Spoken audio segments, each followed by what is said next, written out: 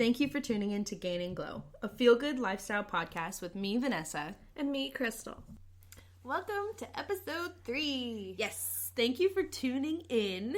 Thank you. And for those of you who are downloading on Spreaker, thank you. Thank you so very much. It's very exciting. We're now on Spotify and Apple Podcasts. iHeartRadio. Yes, Google Podcasts. Yes. So anywhere you find your podcasts, we're probably there. Yeah. That's fun. It's very exciting. So what are we going to talk about today? Today, we're going to talk about hygiene. Yes, hygiene. Super big deal right now. Yeah. And should be always. Yes, definitely. I mean, I think if you already know these things, then it's a good reminder. If you don't, then you should do them. You know? Speaking of hygiene, something that's been a concern of mine lately with the coronavirus going around is going to public places such as the gym. Yes. So, and we're trying to live that fit life. Yes, I'm not trying to stop now. Right. Coronavirus is not going to get me down. Nope. I'll run outdoors if I have to. Out there. In the weathery weather. Yeah. The Great Northwest. So, hygiene in the gym. If you do yoga class, don't wait to clean your yoga mat till the next time you do yoga. I mean, just a quick wipe down, like, after you do yoga, then roll it up, like, helps the spread of bacteria and eliminates that possibility of it growing by the time you realize you need to clean it. And there's plenty of sprays out there that you can use, so you're not actually having to do, like, soap and water or whatever. And I think a lot of gyms have, like, a cleaning spray and, like, paper towels or, like, Lysol wipes or whatever. But I think if you're a regular yoga patron, I'm sure you know that. Yeah, but if you're new to the practice. Yeah, definitely. Keep it in mind. Yeah, keep it in mind. Because even though, like, your hands and feet are clean when you're doing it, it's like you sweat, you rub your hands and feet onto it. I mean, I wash my socks after I put my feet in them. Right. And especially in the P and Dub where we're located this time of year. Moisture and mud, and I know even when I go in my house, I'm like, how did I track this much mud in like 3 days? And I've been walking on this with my bare feet. It's disgusting. It's disgusting. Yeah. So, also, when you leave the gym, try don't stay in your gym clothes all day. Ugh.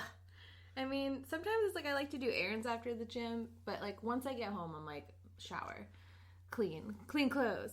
Because the wet clothes can, harbor bacteria and cause things like yeast infections or bacterial infections. And if you picked something up at where you were at, then you've let it have time to, like, be on your skin. Spread it to your shopping cart or whatever else too. So and your food, yeah. I know, a big one for me is I know that I smell bad. I'm like, I cannot rightfully take myself in public smelling like this. That's how you know you got a good workout. Yeah, it's effective. And then if you choose to, like, change your clothes and shower at the gym, don't just walk in there with your bare feet, because everybody is. And then when you think about it, if someone uses a communal shower, it's being wet all day, and so it's not being cleaned throughout the day as often as you would think. So it's really just a nice precaution to, like, not have your feet touch the tile that everyone else's feet have touched. And I need to say this. Stale water is a breeding ground for bacteria. It is one of my biggest phobias because it's disgusting. You must not like ponds. I'm going to be completely honest with you. I like to look at them. I think they're beautiful, but I'm not going to step foot inside of one. Look and walk by and give Absolutely. a little head nod and, like, on your way. Yeah. What's up, pond? Respect for all those frogs, but it's not for me. You're a breeding ground. It becomes an ecosystem. It is. It is an ecosystem. This is serious, guys. Yeah, so still water. No go. Also, when you're working out, I would say like have have your own personal sweat towel. It's like you don't want to wipe your hands with wipe your sweat away with your hands, because your hands touch everything at all times. And when you're using the elliptical or you're lifting weights, like, you don't know how well someone had cleaned it before you, and even if you had cleaned it, you might have some of that chemical residue and your hands are sweating and mixing with it, and you don't really need to spread anything onto your face. Yeah. And that helps, also with keeping your skin healthy, as well as not getting something in your eye and causing irritation. And then, wipe down machines after you use them, before you use them, especially if you don't know who used them before you. I think it's just kind of like a general, just clean it before and after. It only takes an extra 30 seconds and helps prevent, the exchange of unwanted bodily fluids. Which or bacteria. So many things are exchanged with bodily fluids. It's so disgusting. What's funny is, I think it's really important too, no matter where you're working out, you should be disinfecting your equipment. If you're working out at a mainstream gym where there's hundreds of members, that's obviously very important. But also keep in mind, if you're working out at home with your own gym equipment, disinfect that as well. Just, you have to be mindful and be clean. And the big one that frustrates me, because I don't go to a mainstream gym. When I go kickboxing majority of the time. That's my fitness. But every now and then I'll go to the gym at my apartment complex, and they have a really incredible gym there. It was all remodeled. It's beautiful. People do not wipe down. They think that the people who work at the clubhouse wipe them down. They do not. That's a mistake, I think, even in a regular gym. Is yes. You can't expect, for the amount of people who come through, you can't expect that they've cleaned in between the use of 5 people in this machine. If you work out at your apartment complex clubhouse, please wipe down your equipment. Yeah, they don't. I can tell you that. They're they do not. Office managers. Yes. They hire people to take a sweep around once in a while. If they do that. Yeah. And like I said, with washing your face, it's, kind of going back to taking a shower. If you're gonna work out and you haven't washed your face before you worked out, you should, because in case you do wipe your hands or use a towel to wipe stuff on your face, you're spreading whatever's already on your face. In most cases, for me, it'd be my makeup from earlier in the day. Sometimes I don't think about it, and my mascara will just have sweated off under my eyes like a raccoon. And then I've smeared that with my arm or whatever, because I'm I'm not going to use my hands, but I'll use my arm. And you should just have a towel. Have a towel. Wash your face. Wash your face. Bring your own water. It's interesting, I think, with germs is we don't see them a lot of the times, and we don't see, unless you see someone sweat on a machine, you don't really know if someone's been there recently. And water fountains are a breeding ground for bacteria, and those are common in gyms and places. And when they're inside and you think about how many people touch it, how many people just touch it and not clean it because it's not a piece of gym equipment, so it's not even well cleaned. So I think having your own water bottle is good for you not touching other surfaces as often, because you have your own water and you know what you're putting your mouth on. And next time you're at the gym or in any public place, I have a game for you. Locate that water fountain. $5 says it's next to a bathroom. Guarantee every time. My gym does have one right in between the men and the women's bathroom. Any gym you go to, any public place, 9 times out of 10, those are next to the bathroom, which means that there's a good percentage of people exiting the bathroom who may not have proper hygiene practices, coughing, then using that water fountain, flipping their dirty gym bags around. They've been working out, not wiping anything down, going to the bathroom, not cleaning, and now they're going to drink out of that water fountain. Yeah. So if you avoided them, you can't get away. Yeah. Bring your own water bottle. Also, I drink way too much water during my workout to not have a water bottle. Oh, yeah. I need a water bottle. Yeah. I know. When I was when I was doing personal training, you're with somebody for an hour and you're just like, to take a break to walk away to the water fountain is kind of like inconvenient, but also when you're like, oh yeah, sure, one more time, let's just get some water. yeah. I know it's funny when we're kickboxing, we have regular intervals where we can drink water, but I still will find myself like being like, man, I wish I could just take a quick break to go get a sip of water, just to use that as a break. Yeah, and I'm very finicky. I like cold water. I do and too. My cup keeps it really cold. The one that I use for the gym, it keeps it really cold. Yeah, you got like a stainless steel, insulated from Target. Yeah. I just have like a regular Starbucks cup. I don't really like put ice and just like, okay, you'll keep it cold for a while.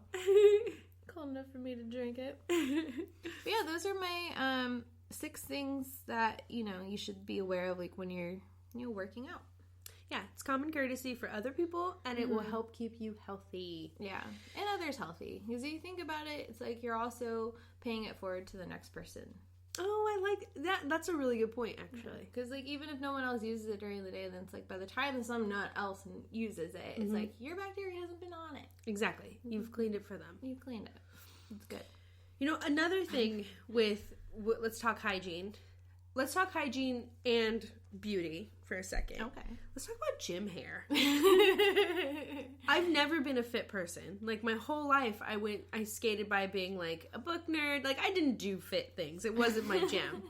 And I've also had extremely difficult to deal with hair. So when I came into like my fitness journey and like really started hitting the gym, 5-6 times a week, I realized really quickly that my difficult hair and my sweaty self created a perfect storm. And so that was, I think, one of the biggest obstacles was figuring out how to deal with my hair, but also knowing, am I dealing with it from not only the aesthetics, like does it look good before and after and during my workout, but also am I hygiene wise, am I keeping it clean enough? Should I be washing it every day? I don't know.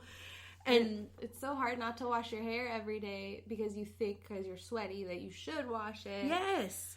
And it's and if you're like me and you don't live a fit life like your whole life and then you try to make this huge 180 into it. It becomes like a big thing. This is a huge thing that I didn't even think I'd have to think about. I didn't think hair would be a big deal, but and especially if you're like me and you enjoy getting your workout done first thing in the morning. Yeah. It can save you a ton of time. Or if you have errands to run after the gym and you don't want to take that extra time to do your hair in the shower when you get cleaned up, there's a few things that you can do pre-workout and post-workout to manage that. So pre-workout, there's a few things you can do before you actually get to your workout or when you're getting ready for the gym with your hair to just set yourself up for success. And the number one thing that I've read fitness bloggers have talked about and that I've actually started practicing myself to really see if this is a good tip is braiding my hair. Oh. Braiding. And not now. Let me also say this. I have also recently chopped a good amount of inches off of my hair. Yeah. So I've had a new transition of learning how to deal with braiding it with less hair. But there's all kinds of different braids you can do that are both cute, like for your workout, so you kind of look cute, but will also stay in place depending on the intensity of your workout.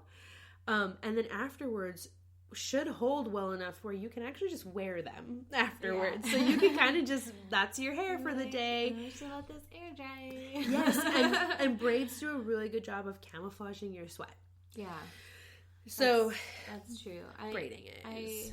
I think that's a good idea too because I will pin my hair back that like the little pieces that like to fall into my face and then ponytail it, and sometimes it gets a little loose from the ponytail, sometimes a little loose from my little like pullback section, and so more like moving around, I think like especially if you did like 2 braids, it's like yes, they're out of your face.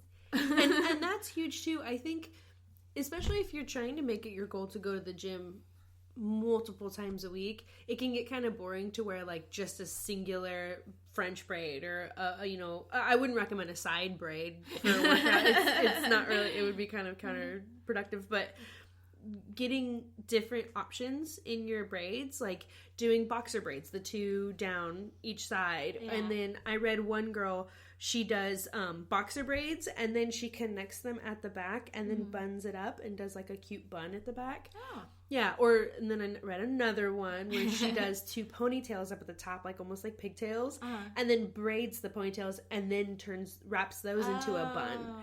So you can do variations of it and play around with different braided updos, and they're perfect because they'll hold stronger for the gym than a standard pony, and then you're camouflaging your sweat afterwards so you can have time to air dry. I think that's multiple benefits. Yes. Like, out of your face, looking cute, not being another obstacle in the way of you wanting to go to the gym. Exactly. And there's something about a boxer braid on me that makes my cheekbones pop. I'm just saying. I'm not trying to be conceited, but I enjoy the aesthetics of it. Yeah, your hair looks good in braids, and like your hair is super like thick and curly. And so I think when you do braids, it's like you can see the braids, and it's like it's part of your look. I feel like when I do braids, they're just like my hair's so like it's not thin, but it's normal straight, and it's just like behind my head. Like you can't tell that I have braids until you like come behind me. you need to do a bunch of those little intricate ones. Remember the 90s when we were like rubber banding stuff together and creating hair mazes? You better believe I did that. Trust and believe, so did I. But I think now we're spiraling away from the convenient part. So find yourself an easy, fun braid that works for your bone structure. Yeah. But braids are a beautiful thing to do before the gym. That will help you get through your workout and at the end.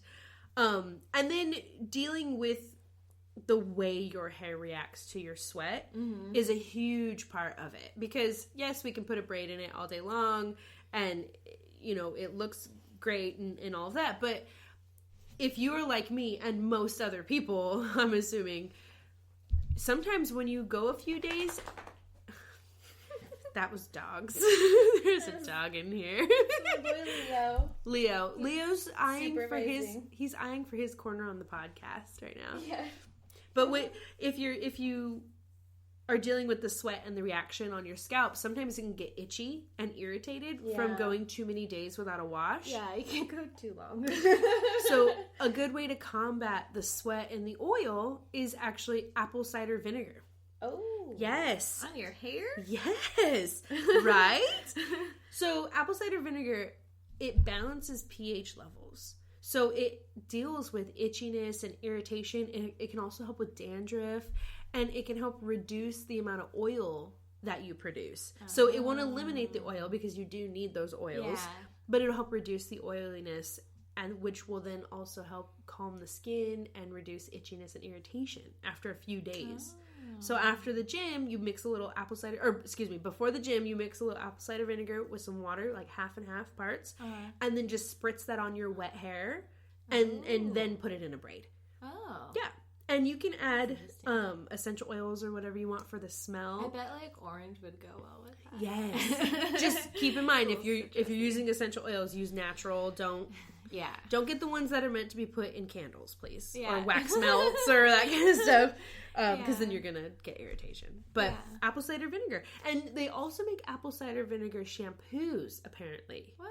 Yeah. Now, this is something I found on Google. I have never tried them. I'm not going to vouch for them. But apparently that's a thing, too. Because it's so good at balancing the pH in your hair. That's cool. I think I heard that one time when they were talking about, when I was looking at ways to try and get my hair to be more shiny. Yes. It was like doing a rinse when you're in the shower. Like do your shampoo and then put that in there with your conditioner and then let it rinse, and it's supposed to help make more shiny.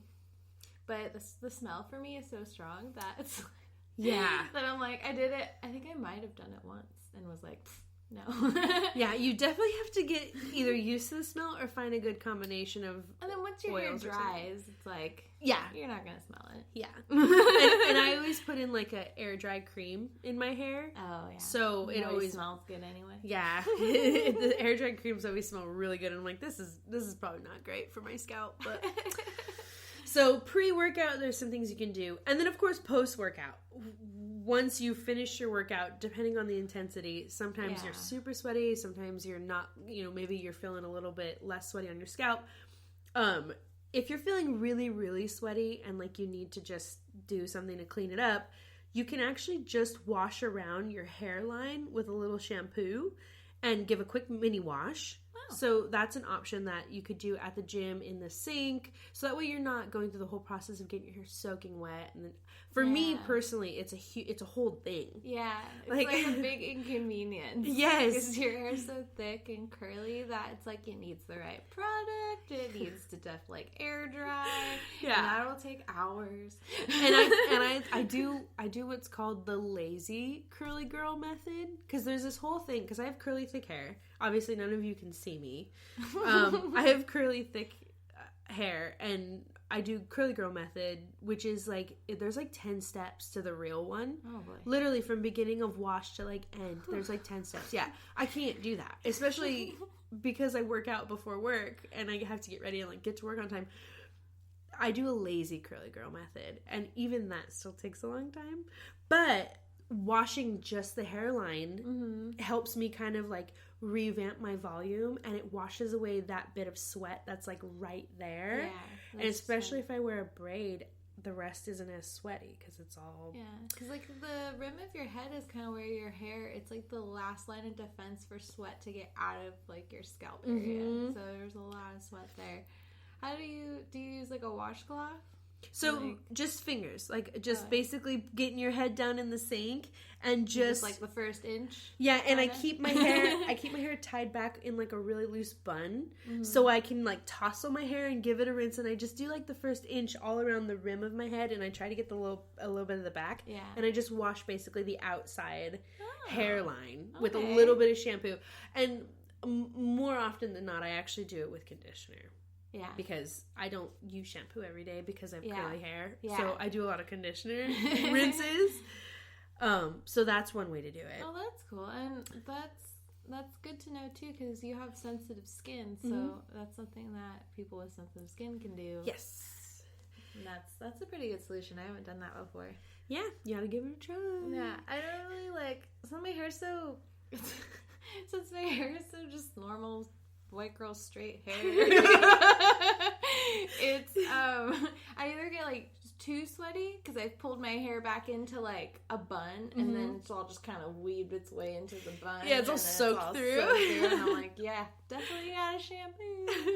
Or I'm okay, I definitely gotta blow dry for a minute, and then or else it's just oh, it's lightly sweaty. I'll wait till it air dries a little bit, and then I'll just spray some dry shampoo. I have once I started working out consistently, dry shampoo became my bestie. And that's actually the other tip I came across was dry shampoo. Dry shampoo is the best to use if you get oily hair, if you have thinner hair.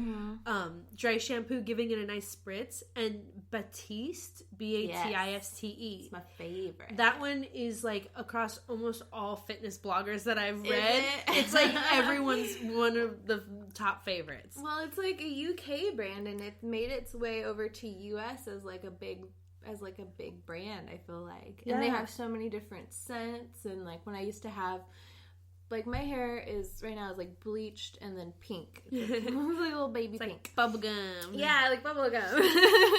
And when my natural color is brown, and then I started getting grays, and I was what is happening? But anyway, they have a brown dry shampoo spray. Yay! And so I just blast that brown spray at my roots, and then it kind of just makes your hair look like the color's refreshed, and then it's some people who don't know about dry shampoo will think that you have to go through a shampoo process or something. Right. It's well, no, it's more the idea of a spray baby powder. Yeah. And in a pinch, you can actually use baby powder too. Yeah, if you're in a pinch. Done that for sure. The thing that they do say, the number one tip that I've read about both dry shampoo and baby powder is to get your hair as dry as possible before you put it on. So if you're still sweaty, maybe take your hair down, throw it in the automatic hand dryer for a second. Done it. Yep. And then throw that dry shampoo there, and then just tousle it through your roots, and it'll absorb that excess oil. And but definitely be careful if your hair is too wet; it will clump up, and you will look crazy. I guess like it will not. It won't give you the desired effect. Yeah. Yeah. Sorry, crazy is a hateful word. I apologize. I take that back. No, but I know what you mean because I've also been there. Yes. I've been like, oh, I'm so busy. I need to rush. I don't have time to dry it. I'll just blast it with the spray shampoo, and then it's like, it's gross. Yes. It just like, it just blends in with your sweat and then creates like, that's almost like a crunch. Well, like, I've also had adventures in trying different dry shampoos where, some of them are not so good. Yes. Like, I touch and go with all the brands because I never know what's going to work for you. Like, not everything that Dove has I'm going to love, but then there are some things that I do love. Mm-hmm. And speaking of a little bit of gym hygiene, their Dove, like, spray deodorant I really like their cucumber smell because it's, like, it also gives you, like, your body a little bit of a scent. Oh. Instead of having to do, like, a body spray or perfume or whatever. But their dry shampoo, I bought it twice. I was really hoping to love it, and I bought 2 different kinds, and it clumped up. Like it, like the spray clogged both times. That's a bad sign. After using them for like 3 times each, that was it. I was so mad. So that alone, and if it's clumping in the spray nozzle, it's going to clump in your hair. Yeah. See, one of the main things I'm all about bargain shopping. I'm really big on getting a good deal. I ball on a budget. And hair products are the one thing where I will spend the good money, especially because I have very unmanageable hair anyways as it is, and I have to be very careful because I have very sensitive skin, which includes my scalp. I will spend the money on good hair products. Like, I mean, I think once you find something that works for you, it's just trust it and use it. I feel like it's easy to like want to try new things and hope that there's something better, but Batiste, I've avoided buying because I felt like it was a little bit more expensive. Just like even like $1 or $2 will deter me. Yeah, isn't that funny? Yeah. How it's like when they're shipping on something and you're like, oh, do I really want it now? Right. Like, I don't know. But it's the same price with free shipping, and you're like, okay. Oh, okay. Yeah. You got me. But like sometimes I'll go back and swab. I actually like their color care shampoo. Don't fight me on it. It's worked for me. Don't at her, guys. Yeah. I may not work for you. But their dry shampoo, too, I think it was the first dry shampoo that I used. And it's always been, like, a pretty good secondary. But, I mean, Batiste is so good, like, consistently, every can, every scent. I love their cherry scent. It's not, like, super strong. And then you kind of smell nice. Someone gives you a hug, they smell your hair, like, oh, you're fresh. Yes, that's why I like my air-dry curl creams. They always smell so good, and I'm like, when somebody hugs me, I know that I smell good. Mm-hmm. I've brushed my teeth, and I put cream in my hair. I smell nice. I smell nice. And you know, the main tip too that I actually found that I think it's almost comical how simple this one is. It's almost comical, but it's literally just owning a powerful slick back look after the gym. And I was like, that model look yes, throw on your blazer, maybe some pumps with some slacks, and just slick earrings. That hair back. Yeah, throw on some powerful earrings and a bold eye. Bam, own it. But pulling your hair back and just getting it nice and slick back. Yeah. And then I read if you want to do the slick back look and just do that tight bun or that tight braid. Yes. Throw some coconut oil in it. What? It'll moisturize it throughout the day. It'll lock in whatever moisture is there. It'll help lock it into the root and the actual follicle itself. And it gives it a nice little pleasant smell. So you don't have to worry. And I like coconut oil. Yes. And all across the board, I read too that the salt from the sweat in your hair is actually not bad for your hair. It's basically like the sea salt sprays that you would spray in your hair. So you could even just own it and tousle it. And I'll give give you a time where I've owned it. I've used, when my hair is a little bit longer, I would put it in like a messy up bun when I'd work out. And then after I'd get done working out, like I would just leave it and go wherever. And then when I get to my destination, just pull that bad boy out, shake it out. And it does give you like a little bit of like a sea salt, lifty, crunch, separate, whatever. And then like my hair that doesn't really curl unless I curl it kind of has like a nice little wave to it. Yeah. That's why I like the French braids. I like to French braid my hair and then get through my workout, because what it'll do is it'll actually, some of my little wispies that fall out of the French braid, they'll curl up really well outside. Cute. Yeah, with like the sweat. They look all cute. Like I just washed it. And then when I take French braids out, it's closer to my natural wave. Mm-hmm. So my hair doesn't get all weird kinked. And yeah, it's not all wonky. My straight hair gets all kinked and it's sad. Yeah. So French braids, that's I like to, and then I pull that down and I wear that out, and I just let the salt from my sweat kind of play as like a natural sea salt spray. I've got a little volume to it, and also I like to spritz my hair too. I'll spritz it with what's supposed to be for your face. I do a rose water. I have like a rose water moisturizing spritz for your face. I'll spritz my hair with it every now and then too. Yeah. I think if I could refresh your face, it could probably help refresh your hair a little bit. Yeah.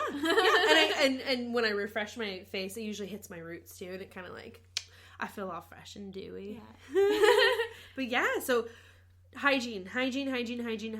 Getting fit will get gross every now and then. It's really important to make sure you're taking good care of your skin, good care of your hair, and good care of the world around you by wiping down your stuff. Because not everyone is going to be as mindful. Yeah, mindful. I think is a good way. Yeah, they're not always.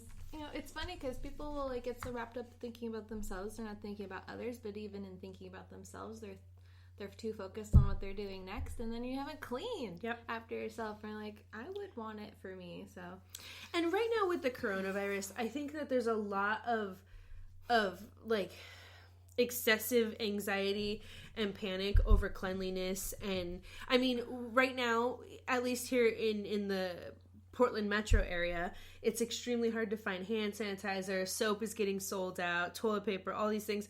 Here's the deal. We should not only be focused on being clean when there's an epidemic or a pandemic or some new virus going around.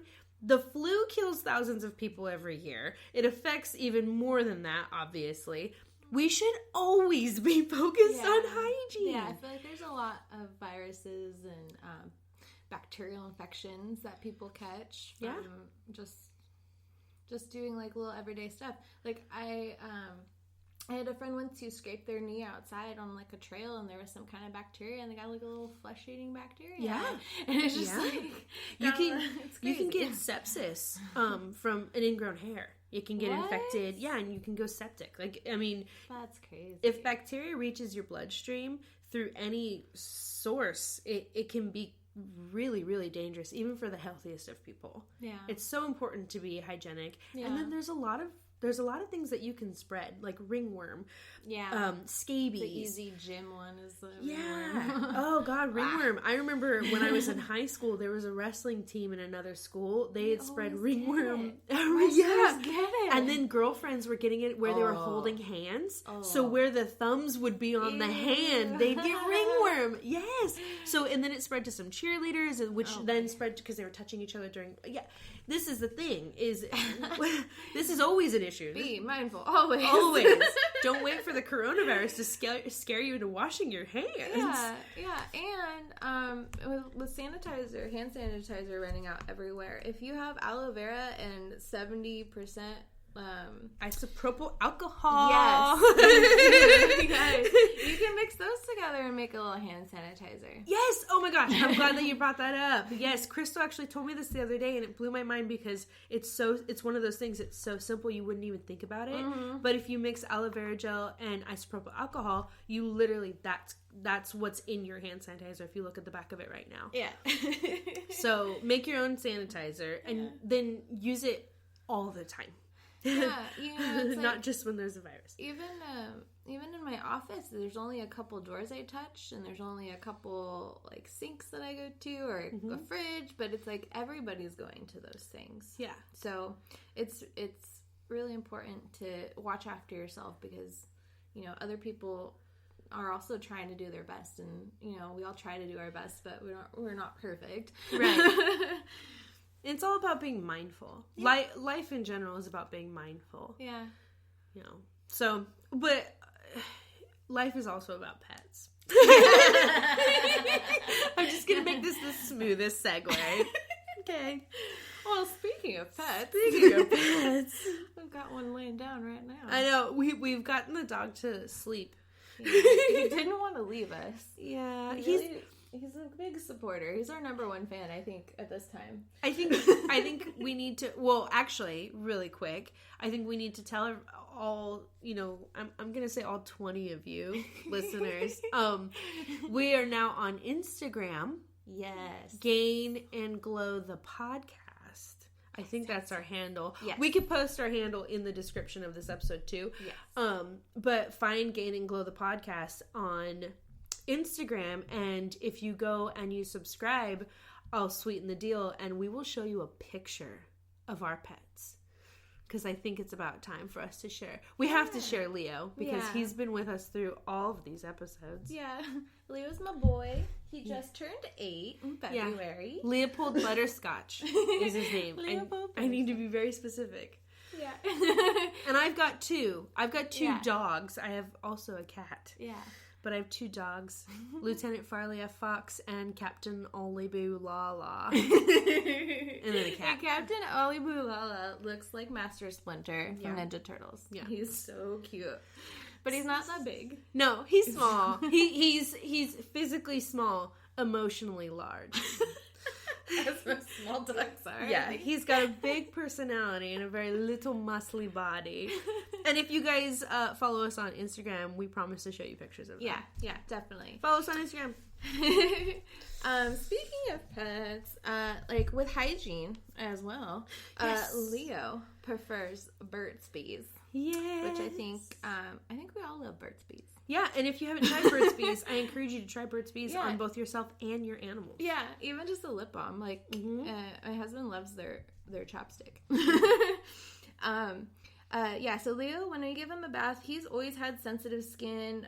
We found him in a parking lot when he was a pup, and so he had garbage gut, he had sensitive skin. Ugh. His fur is really short, so you could see his skin irritations. They get really pink underneath, and so we've really gone through a lot of shampoos, lots of foods to try and help him be healthy. And oatmeal shampoo by Burt's Bees is our favorite right now. I think I've bought it twice already. And it makes him feel so soft. He hates baths, but once he's done, he's all soft. And it's 99.7% natural, and it's made with oatmeal and honey. Which I'm I've made a face mask out of oatmeal. Oh, yeah. Yeah, that's a go-to. I put it on myself. I can trust to put that on my dog. And something I didn't know about oatmeal is that it's high in antioxidants. And I was like, oatmeal has antioxidants? Right. Isn't that what wine has, too? That's the good thing that's in wine. So wine and oatmeal are just as healthy. Yeah, so you got your oatmeal and breakfast. Right, and the day with wine. Yeah. But it's... I can't, don't judge me. I can't pronounce this word. It's Aphantharamidis? I don't know. What? I don't know. AVENANTHRAMIDES. Oh my goodness, that's a word. It's quite the mouthful. But that's the type of antioxidant that's heavily in oatmeal, and it increases the production of nitric acid, which helps lower blood pressure, which also improves your blood flow and reduces inflammation and itching. So that's interesting, because when I was a little kid and I'd get I don't get poison oak, I get poison ivy, or one of the two. When I'd get one of those, or chicken pox, we would take oatmeal baths. Oh. And it was like very soothing. And I have severe skin issues now as an adult, skin allergies, and oatmeal baths are still one of those things where I'm like, maybe I should soak in an oatmeal bath. Like, au natural. That's interesting. Yeah, so I didn't realize. Science. Yeah, I knew that I had like a vague idea that it helped with itching, and I didn't really understand why it was soothing. But, yeah, it's got some antioxidants. That's awesome. And then honey, I mean, who doesn't love honey, like, in or on your face? Right. Right. Like, in my mouth, on my face. In my mouth, on my face. Tea. Like, I like to put honey in tea. Sorry. And I like to put honey on my face for a face mask. I know I put honey on Leo. Because besides it being moisturizing, it's also anti-inflammatory, and it's got antibacterial properties, which properties? Yeah. I don't know. It's an exfoliant, and it's like antibacterial, antiseptic properties. So it's kind of like it's not an antibacterial, foolproof, like wash your hands with it, but it helps with skin that like has acne to be like moisturizing and exfoliant, and also it's healing. And they actually have I didn't really know this because I always go Neosporin because I think I was raised with Neosporin commercials, and that's the only thing that cures everything. Yeah. But they have like medicine that's meant for like cuts and scratches that is made with like honey as the main ingredient, because it used to be used as an antibacterial agent. Yeah. Healing, like back in the day when we were trying to figure out how to create medicine. Yeah, because fun fact, medicine at one point was very primitive and all natural. Yeah. Homeopathic was the origin of pharmaceutical medicine. Exactly. And like it works really good for your skin and for your pet skin. Yeah. Yeah. And then in other pet news, I didn't realize that Purina, Purina dog, cat food, like, I don't know, they do everything. Animals, they have, they hold like a conference where they invite other pet brands that are working on like making like healthy pet products to come and like compete for an award. And so recently on February 28th, they that's what it is, the Purina Global Pet Expo. It's the pet industry's largest trade show, and the grand prize winner of the 2020 Pet Care Innovation Prize was for a company called Because Animals. It's a Philadelphia-based startup, and they create nutritious pet food without harming animals with cultured ingredients like probiotics, nutritional yeast, and cultured meat.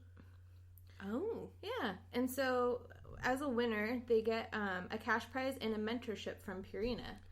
And what I thought was really cool about this article, too, is not only is Purina who... I mean, my dogs have all had Purina over times, but they've never really been like their main food source. Yeah. That they give the opportunity for other local pet companies to help get into the market and learn how they can like produce their products and stuff. And this company went there the year before, and they couldn't even get meetings with people. And then this year they went and they won the main prize. That's awesome. And it's interesting because Purina is such a mainstream brand, and you don't ever correlate. Like, I mean, I don't typically correlate Purina with one of the new healthy dog food brands. No. They're not really marketed that way. No. But to hear that they're promoting other companies that are really focused on that and solely focused on that, I like that. That gives me some faith in Purina. Yeah, because, like, companies like that, they get so big, and you, like, you just know that they're there, but you're like, I don't really think that they're, like, the best. Right. But that they're, like, actively working and, like, being a better company is really cool. We all love our dogs. We want to give them the best. We should give them the best. Yeah, definitely. I mean, they have like such a short lifespan too, so it's like feed them good. Yeah, they have a short lifespan and they have a small world. Yeah, they do. Their world is small. Their world is what we create for them. Like that's a lot of power to have. Yeah, it's pretty crazy. When you have a pet. Yeah. When you really think about it, your pet only knows what you create for them. Yeah. And so creating the best environment for them is good. Yeah. And pets have benefits for us as well. Oh, yeah. I mean, there is an ROI on, that's a business term. That's a return on investment. Pets actually there's a number of ways that they actually help us reduce stress. And there's actually, I was looking into this because I feel like it's pretty common now. People know that pets reduce stress. There's a lot of service animal, therapy animal type talk right now. I know there's controversy around it. I'm not even going to go into that realm. Yeah. But I was looking into it and I found an article that was based on studies done by a man named Dr. Alan Beck. He's the director. Now, stick with me, okay? First of all, this title's crazy long. Also, this is something I didn't know existed. He is the director of the Center for the Human-Animal Bond. What? At Purdue University College of Veterinary Medicine. Wow. So Purdue's a well-known school. Yeah, I've heard of Purdue. I've never heard of Purdue University College of Veterinary Medicine. Yeah. And this guy, he's the director of the Center for the Human-Animal Bond. So basically, he's a doctor that specializes in the bond that we have with our pets. And he did a study to figure out exactly what it is about our pets that helps reduce stress. And he had 8 things. And I'll tell you now. So first and foremost, pets, a lot like oatmeal apparently, help lower blood pressure. Oh, okay. Antioxidant. They lower our blood pressure. There is something about petting a dog or a cat, or maybe a bunny, but more mainstream dog or cat, that can drop your blood pressure. Oh. Just the act of petting them, the tactile like petting experience. Their soft ears. Yes, or smushing their sweet face. Yeah, little dog jowls. Yes. And in an effect of that is they can increase our cardiovascular health. So just having a pet and experiencing that connection of petting them and loving them and interacting with them can improve your heart health as well. What? Yeah, so it can lower your blood pressure and improve your heart health.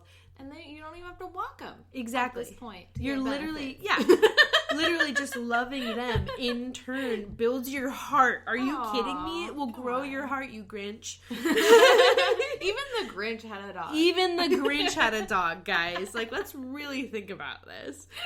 They also, now, there's some more, I guess, outside effects that they have on us too. So most pets, especially dogs, they inspire us to exercise. Or horses. Horses also, if you've ever owned a horse, you know, they're incredibly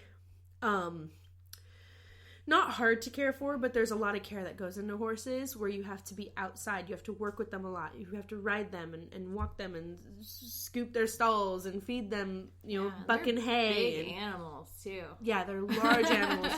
Dogs require a lot of outside time. They should be walked regularly. They need to be outside to play, especially at young ages. They need to learn how to play, which will teach them how to interact with other people and other dogs.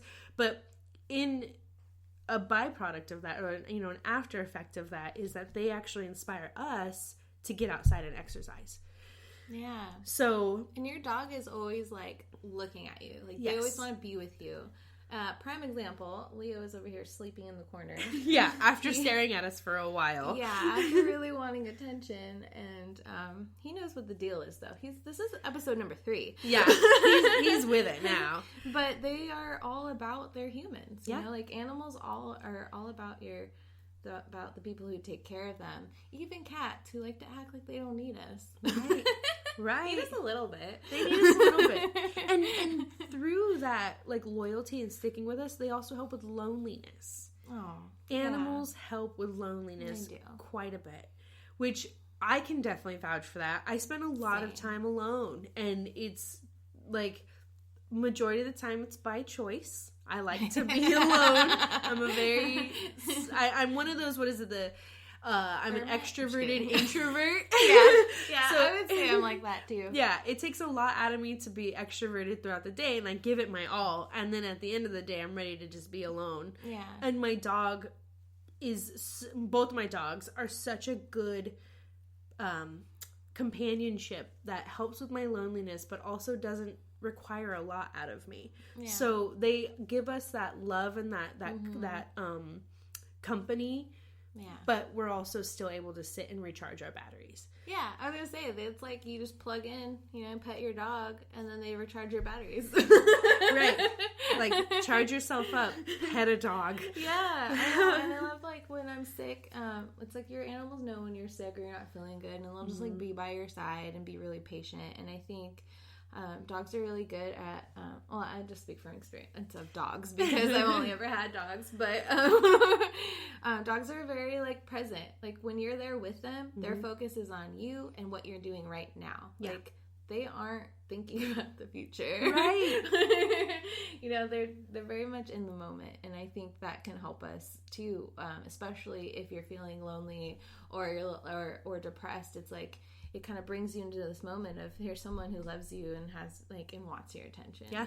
It's funny that you say that, because the next thing is actually, they help us live in the moment. Oh. I'm not even kidding. That's the next item. I didn't even know you were going to say that. Yeah. They keep us present, because it is really easy to kind of disconnect and go into, like, autopilot, or just look at your phone or look at Netflix and, like, distract yourself, but it's not really, like, benefiting you that much, because sometimes when we watch TV or do something like that, it's not as relaxing as we'd like it to be. Right. Or we can lose sight of where we're at, and being in the moment with your pet and petting them and being with them can give you that second to also check in with yourself and be mindful and take that second to go, wow, I'm feeling really good right now. Yeah. Being aware of how you're feeling is really important. And I think with technology, it's easy to just distract ourselves from everything. Yes. Even ourselves. Even our own thoughts, which I've admitted I don't like journaling because I don't like talking to myself for that long. I don't want to be alone with the thoughts in my head. There's a lot. There's a lot going on. But my dogs, it's so nice. And they help us fulfill our need for touch. It's really beneficial for people who are on maybe the autism spectrum. They get that connection physical, without having to be social. Yes. And there is no expectation from a dog on what is a social norm. The expectation they have is very simple, and it's very direct, and they just want you to love them.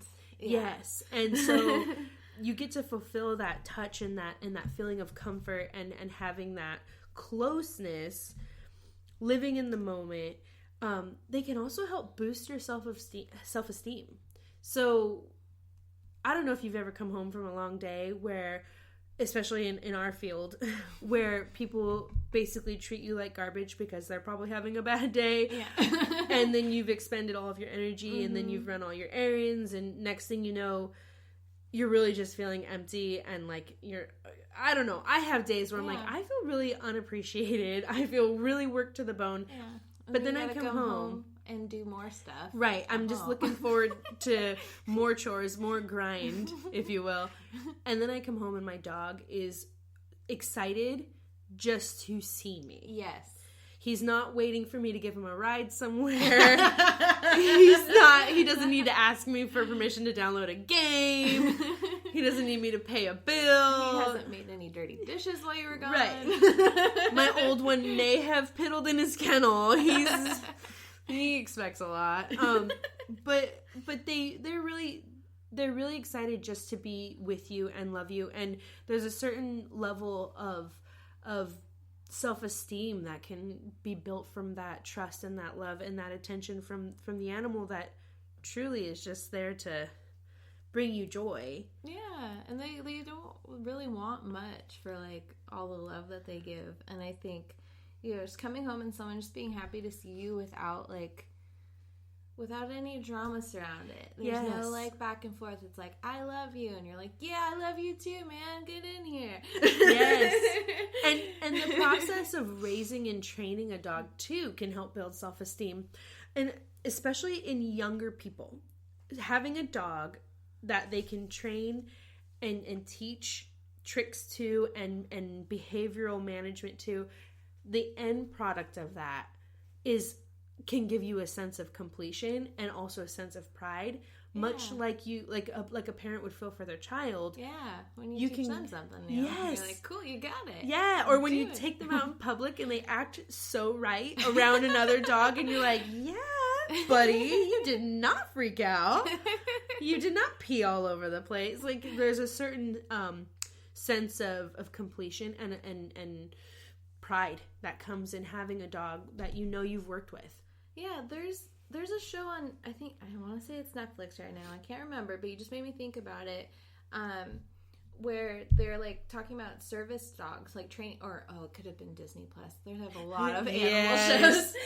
Oh, no one makes me cry my own tears like Disney does. Dang it.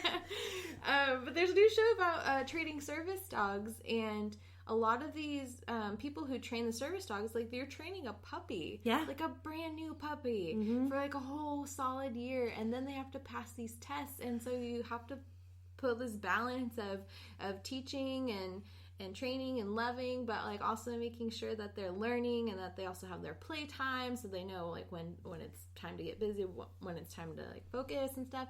And a lot of these families like will have their teens be a big part of their training, and then they go on family walks, and then the teen gets to like train this dog, and then when they get to move on and go help another family, like, it's gotta feel so good. Yes. and dogs, the last thing that Dr. Alan M. Beck did talk about was they make us laugh too. Yeah. Animals and pets in general have a way of making us laugh and bringing us like such enjoyment in watching them. So we get that pride feeling and feeling a sense of completion from training them. And then also they do things that are just so funny. And some days you might not even realize that you might have gotten through an entire day without letting out a laugh. Not Crystal. That's not not possible. No. Probably not myself either. But at the end of the day, they can give us a good laugh. And that is so therapeutic. Laughing is such a good medicine. I mean, come on. Patch Adams. Okay, laughter is medicine. It really is. Yeah, I think even faking a smile. I love to do that in traffic. I don't like faking smiles. I'm not good at it. If I try to fake a smile at a person, it's gonna look way different. But I just close my eyes, take a deep breath, and smile. It just gives you like that instinct of like how you react when you normally smile to kind of lighten your feelings a little bit. And I love that pets can make us laugh because they're not even trying. No, they're not. And I think that the funniest things in life are naturally, organically funny. Mm-hmm. Not when something's trying to be... Well, okay, let's be honest. There's some things when they're trying to be funny. It's funny. Yeah. Okay? Like Terry Crews on Brooklyn Nine-Nine. I'm just saying. T. Crews, how you doing? Hey. Yeah, I'm sure you're one of our listeners. It's like, whatever. You're one of the 20. Whatever. Or 10. But yeah, animals make us laugh. Yeah. Speaking of making us laugh. Crystal, make me laugh. Okay, so we got a couple important things that are coming up. Monday, the 9th, March 9th, it was National Nap Day. Yes. So as you're listening to this, it is National Nap Day. Yes. Today's not Monday, but you'll hear this on Monday. Yeah.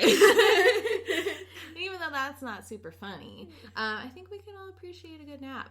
You know? Yes. I'm not typically a nap person, but like when I'm sick or sometimes when I'm really exhausted, I just need a mid-afternoon nap. Mm-hmm. But I just have to know that I don't need to be expected to do anything after my nap because I'm not a happy camper. I'm jealous of people who can take like a 10-minute nap and be like, back at it. Yes. Nice and refreshed. I'm like, how? I do not sleep enough during the nighttime to be able to constructively take a nap during the daytime. My body's like, oh, okay, we're going to sleep now? Now we're going to sleep for 6 hours. You only ever sleep for 6 hours. Yeah, there's no 30-minute napping in my realm. And then Tuesday, March 10th, is Chuck Norris's birthday. Oh, Chuck Norris! I love Chuck Norris, and what I love even more about him is all of his quotes. I mean, okay, he's got a lot of quotes. I'm not going to go on and on. But a really good one was something that really resonated with me is he says, a lot of times people look at the negative side of what they feel they can't do. I always look on the positive side of what I can do. Boom. Boom. That's how you make improvements, people. Yes. Yes. I was like... It's all about being mindful of what you can do, what you have done, what you've accomplished, and not letting your obstacles or challenges be what stops you from continuing to try. Whoa, oh, hi, Leo. So Leo just approved that message. Yeah. Yeah. Yeah, he's gonna, oh, I'm not sure if he's going to be... They say he's 79, but I'm not sure if that means he's going to be 80 this year. Oh. So he's either going to be 79 or 80. Yeah. Oh, really? I didn't realize Chuck Norris was so old. I know. No offense. I mean, he doesn't look it. No. And, like, every picture you see of him, I'm like, has he aged in the last 20 years? I don't know. Yeah. But what I love most about Chuck Norris is not even Chuck Norris. It's all the memes Oh, about my Chuck goodness. Norris. Yes. Yes. I had a couple that came across, so I was just like, oh, I gotta share this. I gotta share this with the fans. Okay. We gotta leave you guys on a laugh. Yeah. Chuck Norris doesn't wear a watch. He simply decides what time it is. I'm like, that's like Vanessa. Vanessa's always like, time's a man-made construct. Yeah. Doesn't matter. It's not real, and I'm not sure I am either. It's true. And then the other one I had was Chuck Norris doesn't read books. He stares them down until he gets the information he wants. Oh my. It cracks me up. And there's just so many on the internet. Yeah. There's just so many. And I remember, I think it was like a clip of an interview where they were talking to him about all these memes going around and how they got started. He's like, I have no idea. He's like, I don't know why people think that I'm just like the most manliest man who can do anything. Like, all these memes just say he can do anything and he does it the way he wants to do it. And I respect that. And we should all strive to be more like Chuck Norris. Yeah. And with that, everyone, be like Chuck Norris. Yeah. And focus on the positive. Who cares what time it is? Be hygienic. Okay? It doesn't matter what time of day it is. Be hygienic. Yeah, and it doesn't matter if there's a flu or a virus, guys. No. Be hygienic always. Yes, definitely. And, I mean, until next time, guys. Thanks. Thanks for